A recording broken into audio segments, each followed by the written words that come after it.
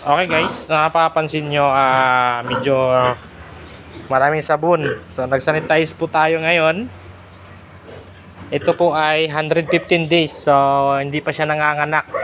Pero meron na siyang sign ng mga nag-uumpisa na. Medyo pabilog-bilog na yung dumi niya pero mas marami pa. Okay guys, konting idea sa inahin na manganganak na yung mga sign. Una guys, yung pinakadumi niya is yung bilog-bilog na lang.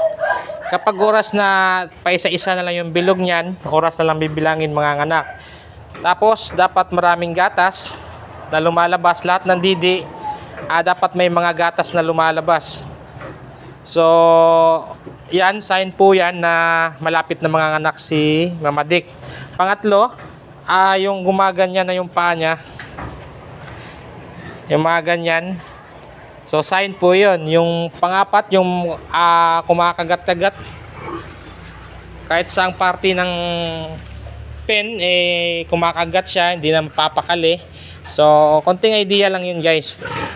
Gagawa natin ng video to, papakita ko sa inyo yung talagang actual na sign na manganganak na si Mama Pig. So ngayon malapit na siyang manganganak. Nagsanitize na po tayo para iwas bakterya sa mga biik yan, lalo na dito sa daan ko.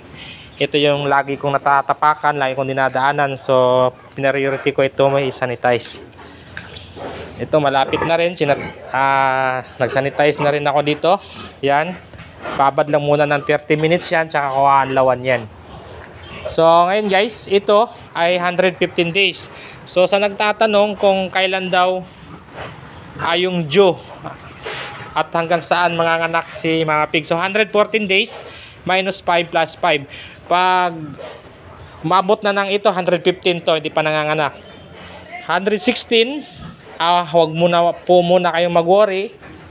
Then 117 dyan, mag-umpisa na kayong paunti-unti mag-worry kapag hindi pa nanganganak.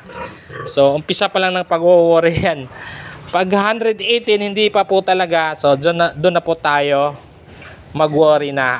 100% na worry na, mag-induce na po tayo. Huwag na natin paabutin ng 119, 120. Baka mapano pa yung mga biik tiyatyan.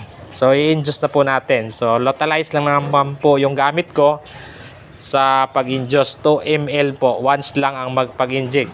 Then antay ka ng 24 hours, manganganak na si Mama Pig.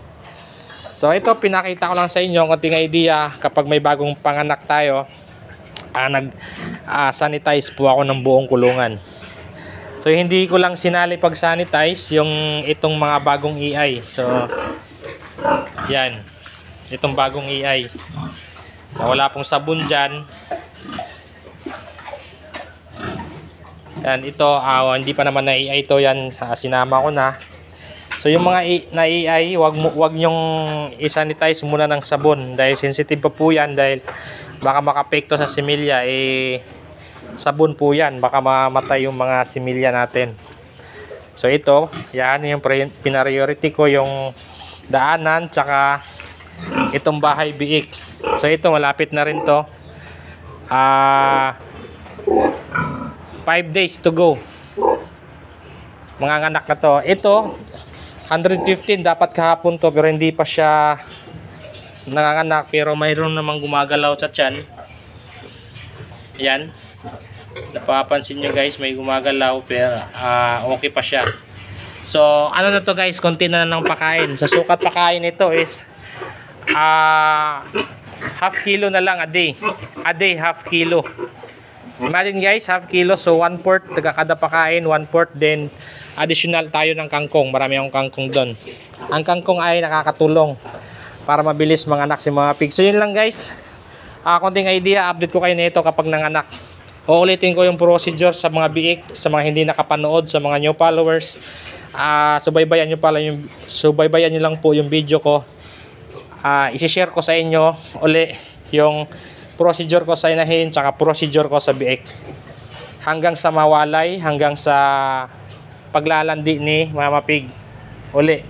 So ayun lang guys, konting ka-idea. Abangan nyo lang po, panoorin nyo lang po yung mga video ko. for ideas po sa lalong-lalo na sa mga baguhan, sa mga kapwa ko backyard hog raisers. So, yun lang po. Maraming salamat. Happy farming everyone, and God bless.